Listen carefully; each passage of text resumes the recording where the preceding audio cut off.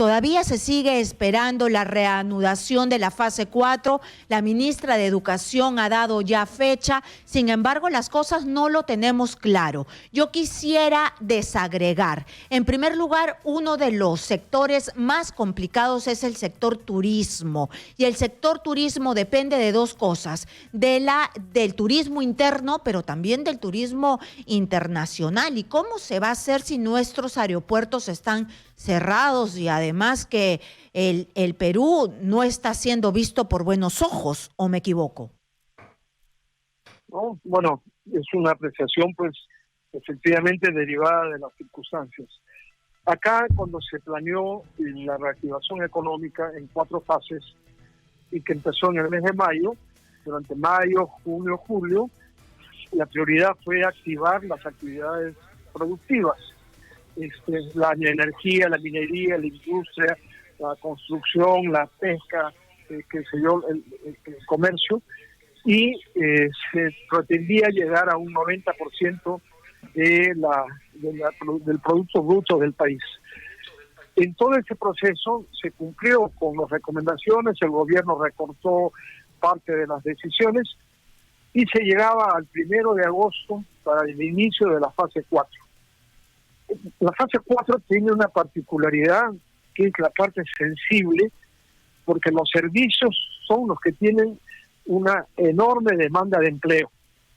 Y por lo tanto, toda esa pérdida de 6.200.000 empleos que había al 1 de agosto, obligaba a medidas emergentes.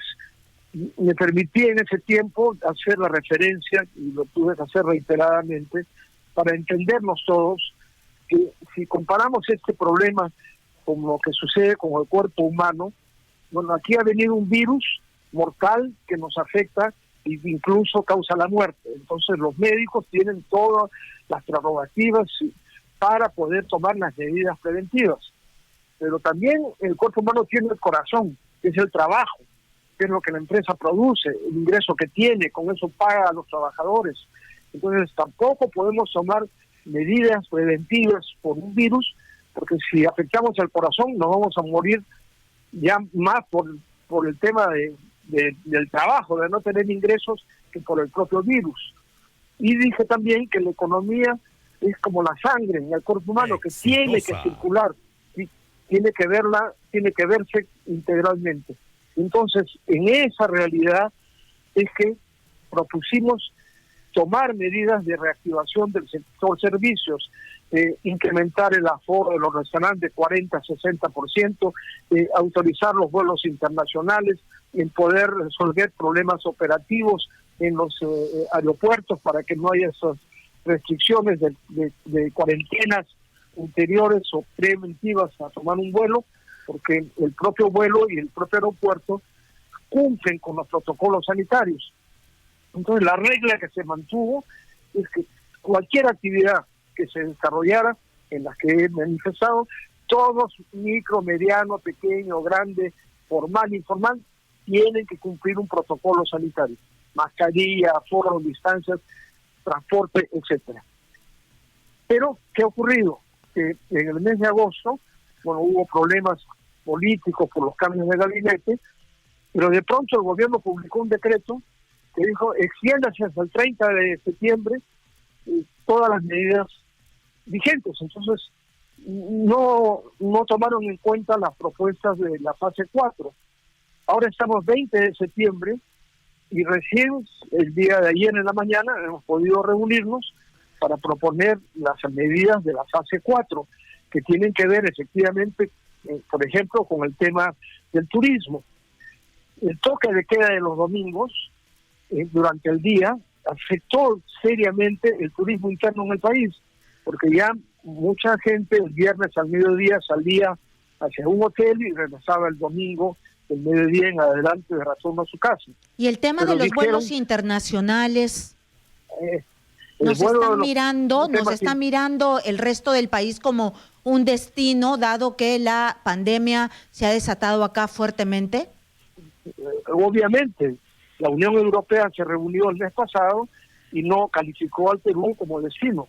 Estados Unidos calificó también destinos y no lo involucró al Perú el mes pasado. Y los países vecinos tampoco. Entonces, parte del problema, porque nosotros como comisión hemos recomendado su puesta en vigencia, tiene que haber una negociación de la Cancillería, del Ministerio de Transportes, con todas estas regiones y países para que nos permitan, pero también eso está íntimamente vinculado a esclarecer la situación real del Perú, porque entiendo que todas las partidas de defunción van saliendo con coronavirus, y no hay manera por ahora que pueda uno discriminar y decir eso sí tuvo coronavirus, ese no tuvo coronavirus. Entonces hay que hacer toda una investigación clara, transparente, para entender que somos un país que puede controlar esta pandemia, o si no, los otros países no lo harían. ¿Cómo se va a enfrentar la situación de gente que, por ejemplo, en el caso del turismo y la gastronomía, claramente no va a poder recuperar su empleo en la actividad tradicional en los próximos 2 o 3 años fácilmente? ¿Qué va a pasar con esta gente? ¿Cuál es la alternativa que se le ofrece? Bien, bueno, efectivamente somos conscientes del drama que se está viviendo en este sector. Yo comentaba que hoy hay 220,000 restaurantes en el Perú. Eso nos ha dado una categoría internacional de ser un país con una gastronomía de las mejores del mundo, y es un efectivo tema que convoca el turismo internacional al Perú. Sin embargo, esos 220,000 restaurantes, un 96% son micro negocios de 6, 8 mesas. Nosotros, cuando nos reunimos en la comisión y desde el mes de mayo planteamos que se activara con un 60% el aforo de los restaurantes en el Perú, para luego ir subiendo gradualmente, el gobierno solo autorizó 40%. ¿Qué ocurre? Que un restaurante de 6 mesas solo puede atender a 2, además del protocolo, de la mascarilla, del aforo, 2 metros de distancia, escafandra, no sale a cuenta. Obligaran a hacer uniforme diario nuevo, o sea que ya no solamente lavado, sino que tiene que estar lavado, planchado, toda una serie de requerimientos que han ido estrangulando la situación de esos negocios, porque ya pasaron 6 meses, no pueden pagar los alquileres, se dan con juicios, ellos tienen garantías personales, por eso deuda de alquileres, no saben qué hacer, están en un drama, no pagan a sus trabajadores tampoco. Entonces, claro, pero eso nos lleva, si me permites, Miguel, al otro problema sobre el cual nosotros hemos estado insistiendo, que es decir, se han tomado medidas para hacer reactiva 1, reactiva 2, ha habido toda la polémica sobre por qué la mayor parte del dinero no llegó a la pequeña empresa, que es la principal generadora de empleo, pero de lo que no se agarra por las astas es el toro de las deudas personales. O sea, la gente que tiene hipotecas, créditos vehiculares, muchos de los cuales son usados para hacer negocios, créditos personales que han sido utilizados para adquirir equipos, maquinarias para montar pequeños negocios, e incluso deudas de tarjetas de crédito. Miguel, en el Perú hay gente que con tarjetas de crédito ha comprado equipos para montar un negocio, es decir, con unas tasas de interés monstruosas. Bueno, esa gente no puede pagar. Entonces no puedes hacer un plan que no incluya el colapso que esta gente está viviendo, ¿no es cierto? Su incapacidad de pagar, no puedes dejarlos que mueran, que les embarguen todo lo que tienen, ¿no?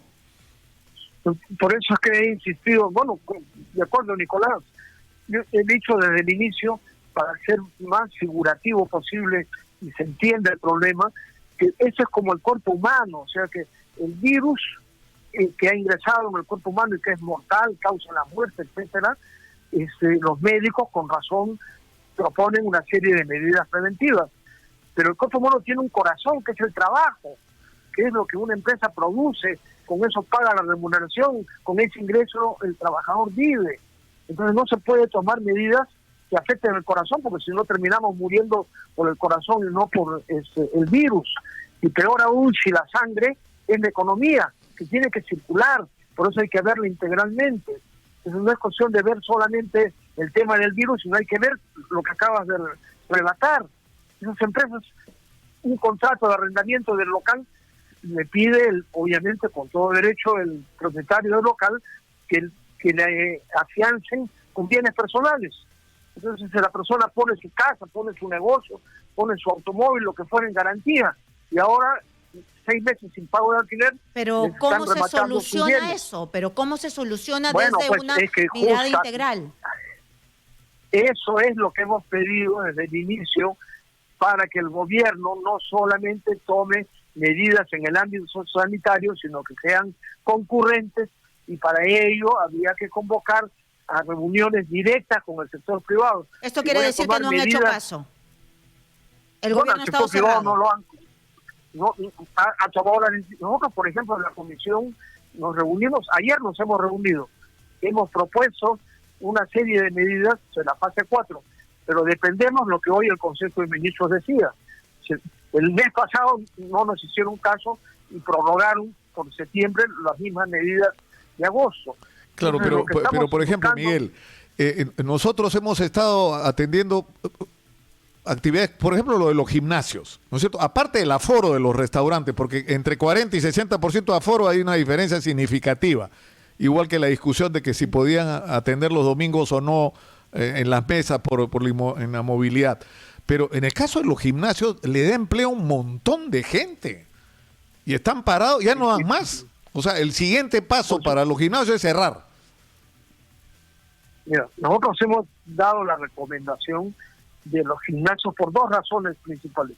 La primera, porque de acuerdo a la opinión de los médicos, de los expertos epidemiólogos, el mayor generador de defensas del cuerpo humano es el ejercicio físico, superior a cualquier medicina, a cualquier fármaco que pudiera contribuir a ello. Entonces, los obesos son más expuestos a los riesgos de infección que el resto de las personas. ¿Cómo corrigen? Con ejercicio físico. Averiguamos los países fronterizos del Perú, todos están funcionando hace 2 o 3 meses. El Perú es el único país que no ha autorizado los gimnasios. Los gimnasios tienen aforos de máquinas, de instancias, tienen asistencia médica, no son locales así que cualquiera entre libremente y se aglomere. No, uno está afiliado, regulado, y es beneficioso para el país. No se permite. Yo tengo una pregunta que se me ha quedado en el aire cuando usted habló de estas restricciones que no se habían dado la luz verde hacia los vuelos internacionales para que vengan o salgan de nuestro país, ¿no? Para que países de Europa o países vecinos o del mismo Estados Unidos vengan hacia el Perú. Usted habló de conversaciones que tiene que iniciar la Cancillería. ¿Ya inició estas conversaciones? Porque entiendo que ustedes, siendo una comisión consultora, les han tenido que decir, se tienen que sentar a conversar. ¿Ya están conversando o va a ser igual con los restaurantes o gimnasios que en realidad no les están haciendo caso? Están haciendo, pero en la comisión no ha habido oportunidad que nos exponga. Precisamente la comisión nos pedimos, ya que no se están adoptando las medidas, que nos expliquen las evidencias. Es un hecho público conocido que en el caso de la Unión Europea y Estados Unidos, el mes pasado tomaron decisiones de reapertura de vuelos con una serie de países y el Perú no fue calificado. Según parece, los indicadores que el Perú estaba exhibiendo internacionalmente estaban generando preocupación. Claro, pero la Cancillería ya está en conversaciones. Bueno, al escuchar al presidente del Consejo de Ministros, y dice que estimaría que para el 15 de octubre se pueda reanudar esos vuelos, me hace suponer que el gobierno tiene ya negociaciones avanzadas sobre el particular. Hoy hay Consejo de Ministros. Ayer nos hemos reunido en la comisión, hemos reiterado las propuestas, hemos invocado, incluso porque los aeropuertos también son parte en esencia del tema, porque a la hora de los países con riesgo que autorizan los vuelos, exigen cuarentenas previas, digamos, apenas aterrizan al lugar, que ponen condiciones de inmovilidad en los turistas. Entonces la gente también se inhibe de viajar. Entiendo que los aeropuertos se han organizado para cumplir con los protocolos sanitarios, tanto en el aeropuerto como en el vuelo, con las líneas aéreas. Entonces, El país estaría con condiciones para hacerlo, pero lo que hay que vencer es estas limitaciones internacionales. Es un trabajo del Ministerio de Transportes y la Cancillería para el bien de todos, porque llevamos 6 meses inmovilizados y muchos negocios interrumpidos y el turismo, por cierto, frenado. Igual ha pasado con el turismo interno. La gente salía los viernes al mediodía hacia algún hotel, por lo menos salir del confinamiento domiciliario, pero establecieron toque de queda en el día los domingos. Se acaba de decidir, bueno, ya eliminar ese toque de queda, pero se declara inmovilidad de automóviles. Entonces, ¿cómo la gente va a viajar? El transporte público es el que contagia y por eso tiene aforos especiales. El automóvil, una pareja puede dormir en su casa en una misma cama, pero no puede subir a un automóvil.